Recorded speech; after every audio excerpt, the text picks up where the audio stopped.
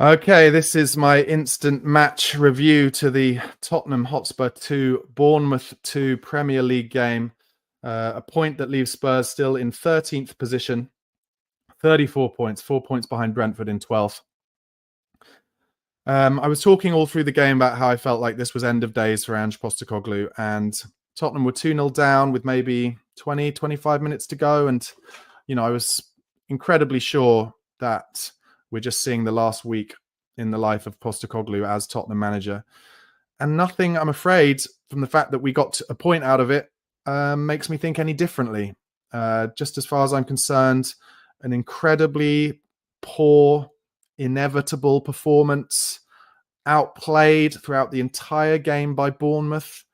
I'm sure Ange will come out and say, oh, we showed resilience. We were able to get a point against a very good Bournemouth team. But you had Romero there, you had Van der Ven there. Romero played the first 60 minutes, Van der Ven played the last, 40 minutes. Neither of them seemed to get injured, which is good news. But I'm afraid we have been told, and a lot of us, including myself, have been saying all season, it's all about the injuries. And when we get the injuries back, we will suddenly magically play this incredible football that will blow oppositions away. No. Not happening, guys. We are so easy to play against. We are so easy to frustrate, to get us out of the rhythm of the play that we want to do. And if we don't have that rhythm, we don't score any magic goals from outside the box. We don't score from set pieces. And so there's really no break in any of the games for any of the players to feel confident and to feel like, oh, we've got this, so we can pop it around and we can move teams around. And AZ Alkmaar will have watched that today and they'll be like, oh yeah, everything's going to be all right on Thursday night because they're going to score a goal. So what are we looking at? Tottenham having to win this game by 2 clear goals, having to score at least 3 goals against a team like Alkmaar who'll set up 11 men behind the ball. I don't think they'll pop it around as nicely probably as Bournemouth were able to today. I was very impressed with Bournemouth. Really well organised. They do it the right way. When they have the time on the ball to pass it around and to pop it about and get it into the 10 roll and get in behind, they do it. But when they're under pressure, they go long. They go direct. They put it on Semenyo's head who can win it in the air. Tottenham don't do that. Tottenham just endlessly try and do the same thing, play into the opposition's hands. Talking about an opposition who will have trained all week, especially to counteract any kind of Ange ball, if you want to call it that anymore. And we only scored 2 goals because Pap Sarr kind of shanked one accidentally, which was a cross into the far corner. And then because Kepa is still a liability as a goalkeeper. Just the one good thing that happened in the game, really, in terms of the final third. One brilliantly weighted through ball from James Maddison that led to Sonny going round Kepa and Kepa idiotically diving at his feet and taking him out for a penalty. Good penalty from Son, was brave. But Tottenham not at the races today. And look, I'm desperately hoping that somehow some magic happens on Thursday night that will play us back into form and confidence. But they are shot to pieces, that lot. I'm sorry. And of course they're shot to pieces. They're 13th in the league. A club who should be, and a team who arguably should be fighting for Europe. And I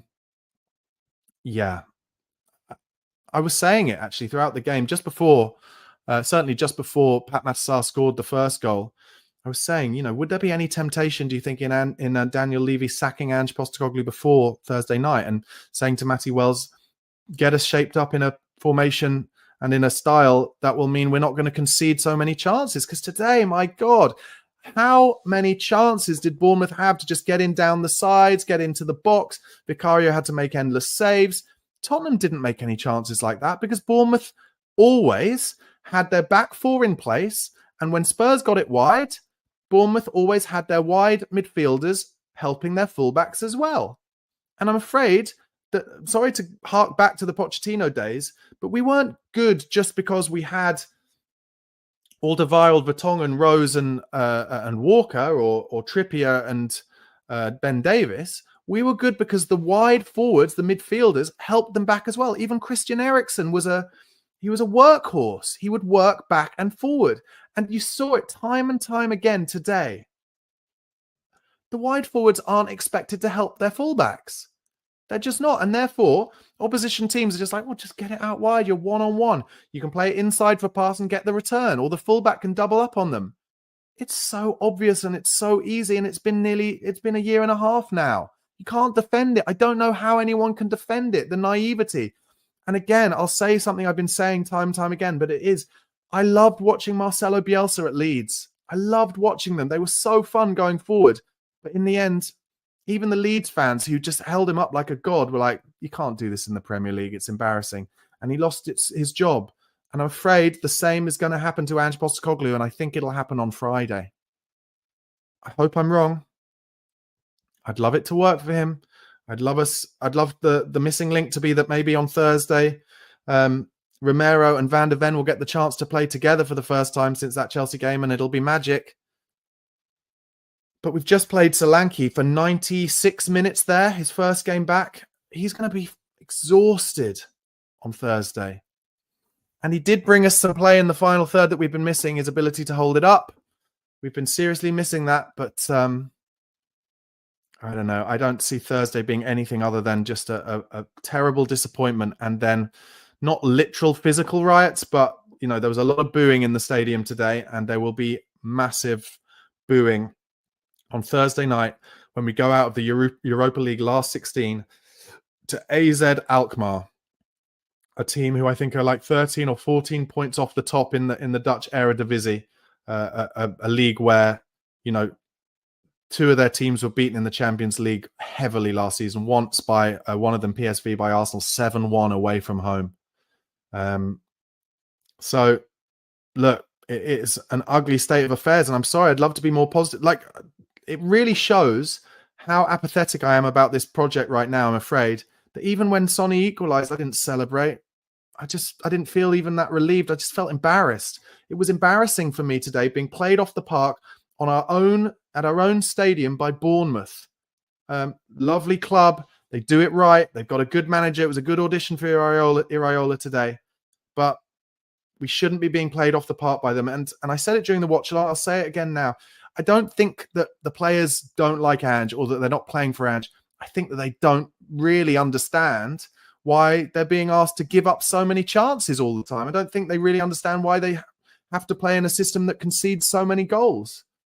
And I think that probably costs them maybe 10% of their work rate and desire in every game. You could tell it again for the second time this week, playing against an opposition who just had more desire than Spurs did, more trust in their own system, more trust in their own ability, just knowing that they could make Spurs do their little pressy runs and then just pop it around them. It was over and over and over. Not many positives. I'll do kind of player ratings, I guess. Vicario, I have to give him an 8.5, 9. Saved us, absolutely saved us. Porro, 6. Romero, we should have been 3-0 down in the first 5 minutes because of mistakes Romero made. So even though he played some good passes in between the lines, I'm just going to have to say 5 for Romero. Danso tried hard, got caught under the ball a few times where he let it bounce where he shouldn't have done. But he's a worker and I like him. I'll give him a 6. Jed Spence, 6.5. Then into midfield, Bentancur, 5.5. Who else did he start in midfield? Sarr, I thought, did okay. I think Sarr got his body about and he adds legs, obviously. 6.5 for Sarr. Bissouma hooked again at halftime. How many times has he been hooked at halftime in a row when he started matches for Spurs? 4 for Bissouma.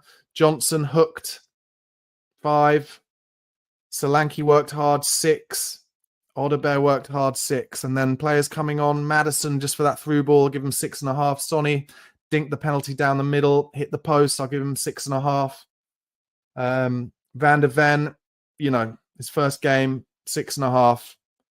And apologies for anyone else I've forgotten. But, as you can probably tell in the tone of my voice, it's the inevitability of it all at the moment. How many games have we lost at home today, this season? I don't know, so many, more than ever, or equal as many as ever. And we only got a result today because of a shank off Sarr's foot and a bit of madness from Kepa Arrizabalaga. So, I take no joy in that result. I take no joy in that performance. I think we are a shambles. I think Tottenham currently are an absolute shambles. I said it during the watch long. I did a video on my channel on Friday saying, why are Tottenham so shit? And I would happily do another video saying that, because that was an absolute shambles. And what will Ange blame in his post-match press conference today? Because on Thursday night, it was the pitch. That was embarrassing. Everyone was embarrassed by that. I guess he did make some changes today to try and save some legs. Maddison didn't start. Sonny didn't start. I'm sure we'll make more chances against Alkmaar than we did away from home, but we will concede chances to AZ Alkmaar. They've got the player Poku on the left. He will cause us all sorts of trouble. We will concede a goal at least against Alkmaar. And Alkmaar on Thursday night is everything for Spurs. And maybe I'll change my point of view if something magic happens in that game, but I cannot see it.